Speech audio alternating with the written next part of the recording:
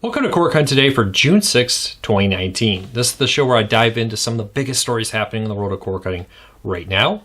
If you want to learn more about these stories, in the show notes down below, I'll put a link to each story. You can read them for yourself and come up with your own opinions. I'd love to hear from you. I'd love to hear what you think of these stories. So leave us a comment down below. If you're new here, do me a big favor. Hit that subscribe button, hit the thumbs up. It really does help us, as it lets YouTube know you enjoy what we're doing here. And hopefully we can help you break free from the high cost cable TV, but still watch the shows you enjoy.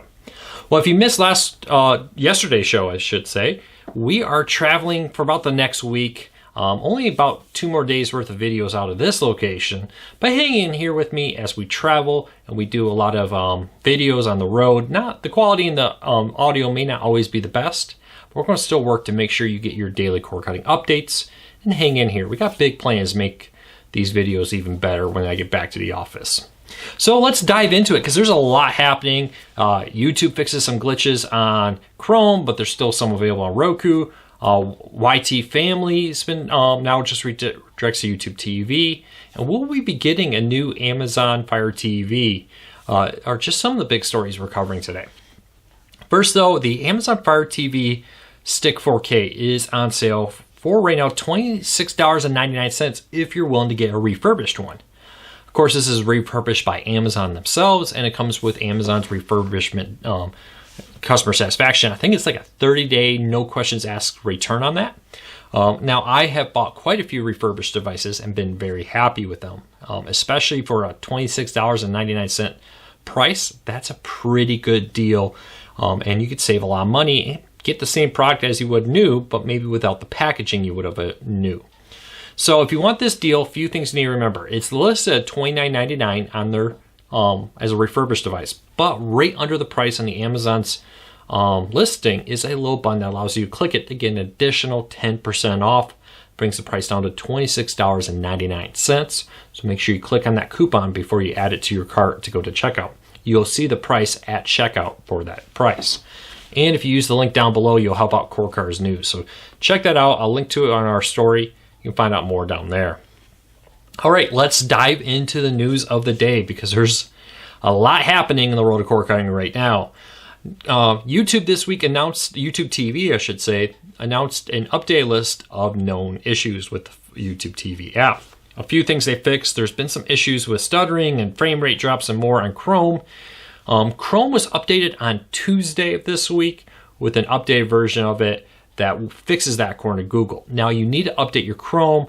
The only thing you need to do with your Chrome to update it is restart your Chrome browser. So completely close all Chrome windows, reopen it up, and Chrome will automatically update right there as it launches. It's so fast you probably don't even notice it's happened. But that will correct a lot of stuttering issues people have been complaining about. Not really sure how wide of an issue that was, but it was an issue I have heard about, so it's really great to see that they have noticed it. Now, YouTube also reports that they've seen a, quote, growing number of crashes on the Roku stick, which I'm assuming, I believe they said sticks, which I'm assuming means the stick and the stick plus, I'm assuming, because they just said sticks. And they said they've escalated that issue to Roku and are working to track that issue down. And then there's a few known issues with the NVIDIA Shield and Android that are very minor. Have you been seeing a lot of crashes on Roku for the YouTube TV? Leave me a comment, let me know. It's been a while since I've seen one. I used to every now and then get one on my Roku TV, but I haven't seen one in a while. So this may be an issue with the Roku stick. I'd love to hear from you if you're experiencing that issue. As with all these things, as you know, YouTube's adding new features and updating the app, you will get these issues. The great thing I love about Google, and I wish more streaming services did it, is they communicate. They have a whole changelog, and they even post on Reddit. Their engineers go on the official YouTube TV subreddit and post this update that like, hey, we found this issue here. We're working to fix it. I wish more services did that.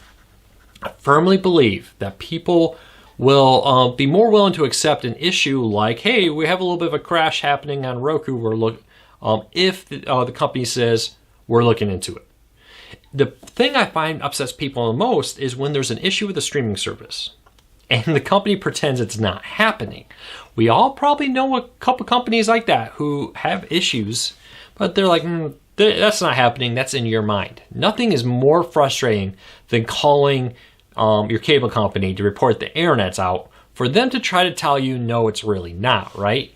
Here, you know, I'm not no idiot. I know a little bit about computers, a little bit about technology, but I know enough to unplug my modem and plug it back in. I may not be a computer science engineer, but I do know the basics of reboot my computer, unplug the modem, unplug the router, plug them back in the proper order, wait 30 seconds, all that kind of stuff.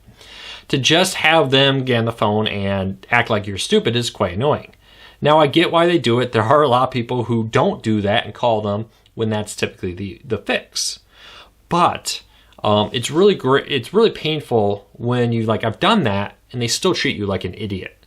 And so it's great. YouTube TV, hey, 2 thumbs up. I really enjoy that. Let me know from you, do you like it when companies are very upfront about issues like this?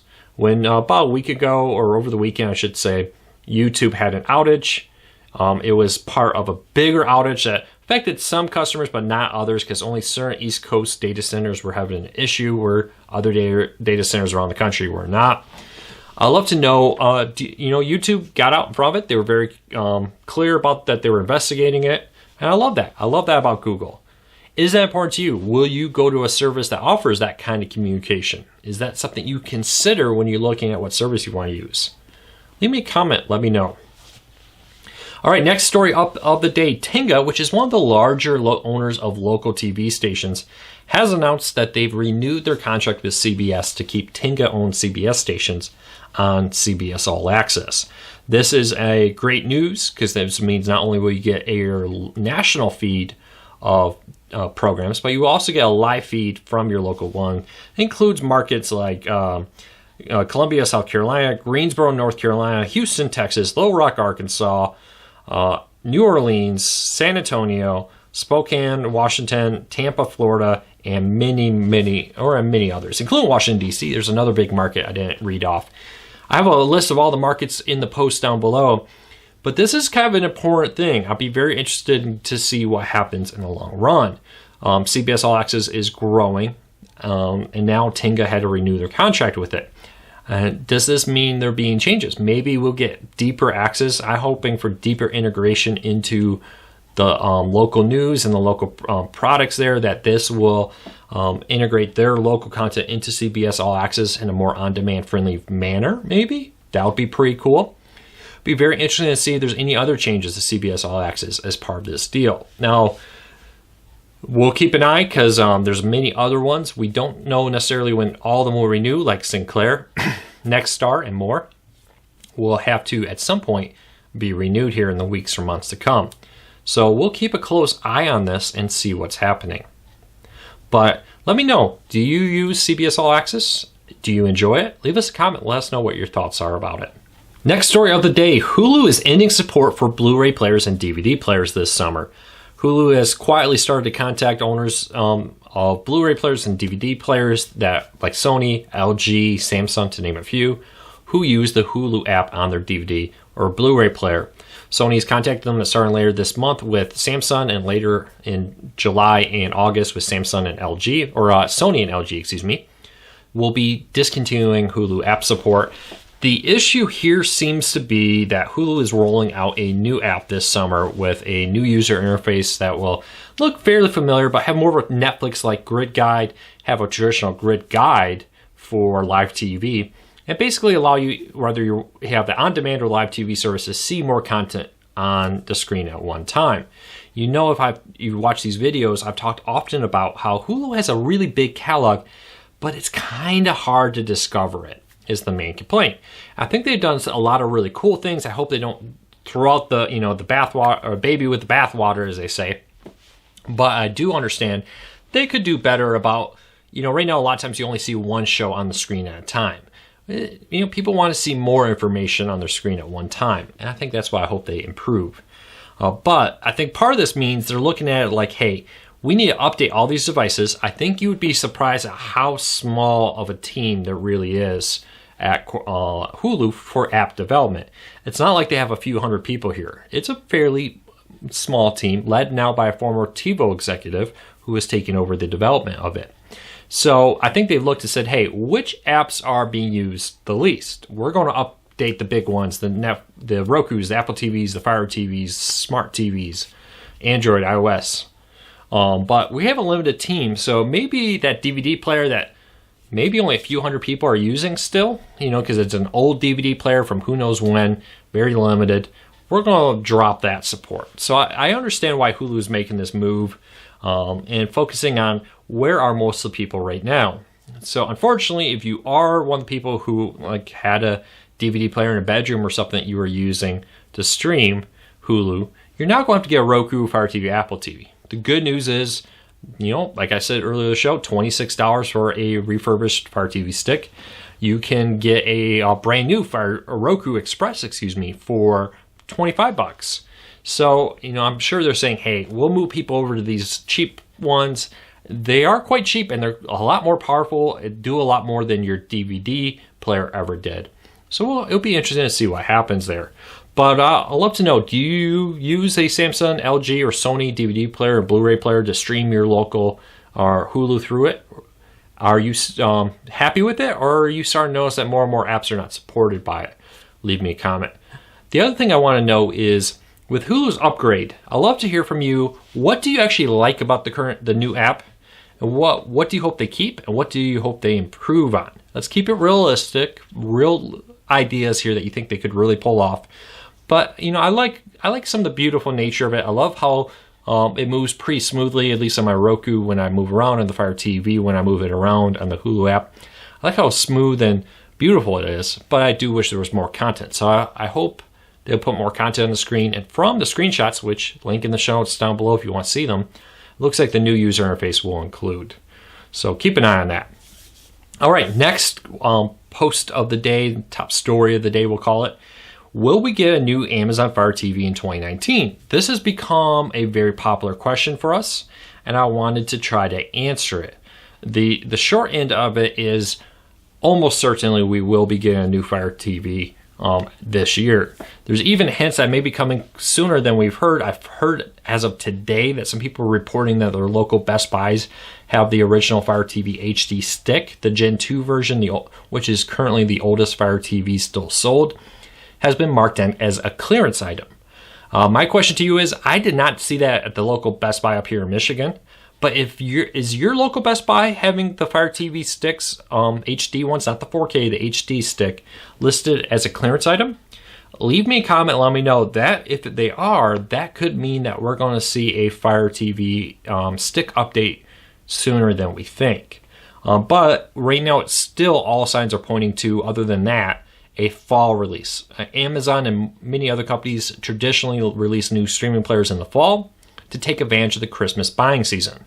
Now, last year, though, the Fire TV Cube did come out mid-year, so it's still possible that we will get an update mid-summer sometime of a Fire TV stick, maybe announced here in the next couple weeks. I do find that less likely, but that could change any minute now if these reports of Best Buy marking in stores the Fire TVs as clearance items is true. So let me know. Be some Core Cars News reporters out there if you can. If you do happen, don't make a special trip out to Best Buy, but if you do happen to go there and you notice that, leave me a comment. I'd love to hear from you. But I do firmly believe that there's two products that are most likely to get upgraded. The Fire TV stick, and I honestly wouldn't be surprised if that just gets discontinued. Traditionally, Amazon has only had two Fire TV products, a Fire TV stick and a Fire TV box. It's very possible that the Fire TV stick 4K could be that stick. It does do HD and SD if you have a TV that does that. And the Fire TV Cube. That would work out pretty well. There's really, honestly, if you're thinking about buying, and even if you don't have a 4K TV, for an extra $10 to get the Fire TV stick 4K, so much faster. You're future-proofed. If you ever do go out and buy a new TV, now you don't have to worry about getting a new Fire TV there, because you already have a 4K for your new 4K TV, and you're all set. So I wouldn't be surprised at all if that happens. The Fire TV stick is starting to show its age a little bit, is starting to struggle with some of the newer, more powerful apps out there, like the DirecTV app, the Hulu app, and more. Have noticed it doesn't quite handle it as well as the stick or some of the comparable Rokus on the market right now for an HD stick or a 4K stick. So I wouldn't be surprised if that's completely cut off. I won't be surprised if that's updated at all. The one product I do think really needs to be updated is the Fire TV Cube. Love the idea of it. They've done a lot of really great things to add the ability to have more Echo-like features with like the home drop-in feature, which is rolling out. I know when they announced that story, we said that it was being rolled out. Amazon reached out to say clearly those features are not going to roll out to everybody today. It's going to roll out over the next few weeks. So just keep that in mind there. But it allows you to do a lot of the things that you can do on a traditional Echo speaker, like whole home listening. So you could set up for your, when you set up a group of Echo speakers throughout your home to play all the same music or all the same radio station you're listening to, you can now do that through the Echo Fire TV Cube's Echo built in. But it's still underpowered, I think. With the processor in it being split between the Fire TV and the Amazon Echo built into the Fire TV, has produced a slightly slower power than I would like. It's slower than the Fire TV Stick 4K. So I'd love to see them up the power on that, put a real USB port on the back of it, maybe even an optical audio out would be pretty cool. But we'll see. It's fast enough, but it's not very future-proof. If I'm buying a streaming player, I worry that the Fire TV Cube in 3 or 4 years won't be powerful enough to run newer apps. We'll see. We'll really have to see how it holds up. Now, I do absolutely love the Fire TV Cube, especially for people with disabilities. I think that's a feature that is greatly underappreciated, the ability for somebody with a physical disability, whether that be vision or maybe an injury to a hand, to just sit in front of the TV and say, ask the TV to turn on, ask it to launch Netflix, ask it to play Stranger Things without having to ever pick up a remote and even press the button. For some people, they don't care about that. For other people, that's a really cool feature there that will make them able to enjoy TV in a way they may not have been able to in the past. So I'll love to hear from you. Which Fire TV would you like to see upgraded? What new features would you like to see added to the Fire TV? Leave me a comment, let me know. All right, new product real quick. The HD Homerun All-in-One DVR is now available for pre-order. We saw it at CES. We posted about it during CES and even had a little video of it. But this is a HD Homerun, which is a network streaming device, which you can connect your antenna to. It also works with cable cards if you have a cable subscription. Just make sure you buy the cable card version or the antenna version, just to make sure you buy the right one. But this all-in-one device has a hard drive built into it, has the DVR software built into it, and the tuner built into it. In the past with the HD Homerun, you had to connect your antenna to it and connect the HD Homerun to either like a NVIDIA Shield acting as a media server or a computer acting as a media server. You had to have another device out there to be the DVR aspect of it. This is a really cool fact that now you can plug it in. For many people, having a media center out there set up to connect your HD Homerun to was an easy thing. But I also know for many people, that's just, when I start talking about media servers and connecting it, setting up software and all that, their eyes glaze over and they're like, I'm just going to buy a device that does it all in one. Even if it may be not quite as powerful in some people's opinion or may not look as nice, it's just so easy to do that they're happy to do that. They're happy to get that feature to get it all in one. So I think this really makes the HD Homerun a better option for more cord cutters and will really make it a device that the masses, and I hate to use that term, but the masses can use. The people who may not be technically savvy could easily just plug this in, log in, and away they go. Now, if I remember correctly, this will come with a 1-year subscription to the DVR service, and then after that you will have to pay for the DVR service on top of it. But it's a lot cheaper than getting a TiVo DVR service. It's currently available at Best Buy starting at $199 for a 2-tuner version or $249.99 for a 4-tuner version. So I'll put a link to the story down below if you want to check that out. Do you use a HD Homerun? Leave us a review. I'd love to hear what you like about it and how easy do you think it's to use. I really do think that this upgrade is going to be huge for the HD Homerun because it really makes it a product everyone can use now. All right, last story of the day. YT Family is now just redirecting to YouTube TV. So we reported on this yesterday. We've reached out to Google before. We reached out to YT Family. Neither one responded until after we posted. And then YT Family commented in the comments. And I'll talk about that in a minute. if you want to read it, link in the show notes down below. But it was a service that would reshare the YouTube TV family share feature for $19.99 a month. The short end of it is this, is they would create a YouTube account according to their website, which allows you to have multiple accounts that you can share with other people. For each YouTube account, which costs $50, they would share it between 2 to 3 different people, which will allow them to make a nice little profit off of that. And then you would get access. There's a few issues there. Now, number one is there's only 3 streams per account, no matter how many family streams. So if somebody in the account you're sharing is using all 3, it could create a problem with you being able to access YouTube TV when you wanted to. The other thing that's the issue is YouTube TV was very clear that in the terms that family share rules means you have to be in the physical home location. When you set up a family share, it creates an account here in your house that this is like your home account. Now you can travel and be outside of it, but you're expected to inside the house at some point fairly often to kind of renew that license to be a family share account. Now we have heard that the enforcement of this family share account has been rather spotty, and it seems like it's targeting the most aggressive abusers of that system. And every now and then they do kick off people who they feel that are improperly sharing it with people who don't actually live in their house with them. Well, they offered that, so a lot of people were concerned that, hey, is Google just going to come kick me off because they were not offering, or I was not in the same location with the other 2 accounts that was shared. So the YT family came out and left a statement on our comments that said YTV connects people that live in the same area to create a, in their words, quote, family, and only sets up 3 memberships per YouTube TV account. YouTube allows up to 6.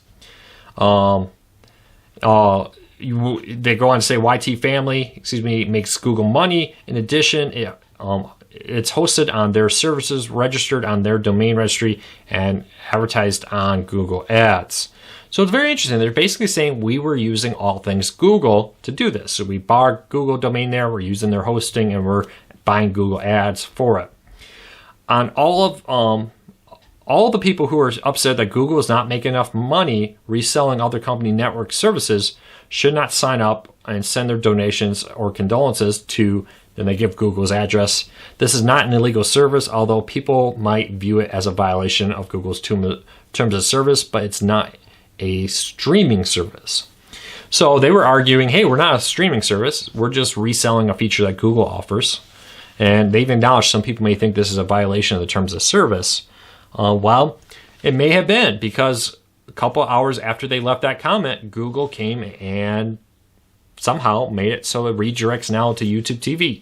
Did Google do that because they were hosting everything, bought their domain through Google? Or did they send a cease and desist letter? I don't know. No one's replied. Unfortunately, the YT family website's gone, so I'm not able to go to their Contact Us page and send an email through that to them to ask for comment.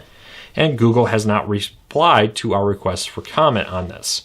So don't know what happened, but it just raised the warning with all these kind of things that when you use a service like this to offer to buy access to another one, it could always be shut down. Now, what the case is here, I don't know. If you are related to YT family, run it. I'd love to get an update on what happened. Please email us. We sent you an email, or you can just go to our website and click on the Contact Us button. We'll love to hear from you on what's happening there, what caused this change that now redirects to YT family. Now, we did save that comment. I believe YT family has deleted all other comments from our site that they had made earlier in the day yesterday. But I'd love to know what you think about this. Did you use it? Did it work well? Did your account get cut off? Are you a YT family customer? After yesterday, was there anything that happened to your account access? Was it terminated? Leave us a comment. Let us know. Well, that's it for today. As always with these kind of stories, when we cover things like YT family, our mission here is to bring you knowledge about this. Is it violating the terms of service? Is it not violating the terms of service? We're here to shed a light on what's happening in the world of cord cutting, and that's our goal here. So we'll love to know what your thoughts are, especially if you use the YT family. Please let us know if your service was cut off or changed in any way after yesterday. All right, everybody, that's it for today. I'll be back tomorrow, so don't forget to hit the subscribe button. Don't forget to ring the notification bell. That way you don't miss any of our videos, because I will be posting an updated review of the Fire TV recast. I recorded it last week at the studio. I did some editing this week. It'll be going live on YouTube later today. Kind of a 6-month recheck on the Fire TV recast. They've added new features. So check out our review of that coming later today. So I hope everybody has a fantastic day. Take care, be safe. Hopefully the weather is beautiful wherever you are, and enjoy your summer.